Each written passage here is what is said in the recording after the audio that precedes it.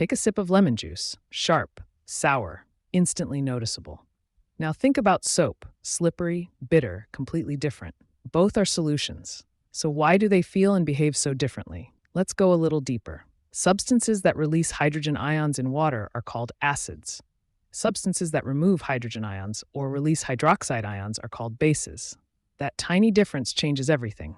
But wait, here's the twist.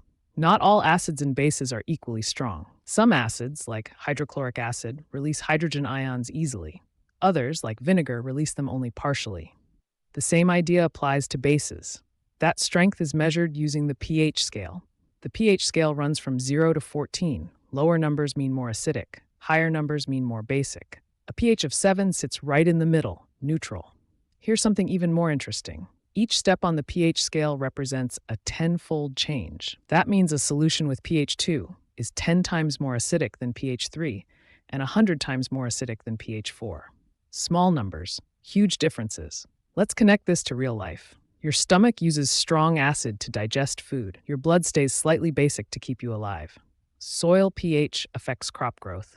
Water pH determines whether aquatic life survives. All of this balance is constantly controlled because even small pH changes can cause big problems. Before we wrap up, zoom out for a moment.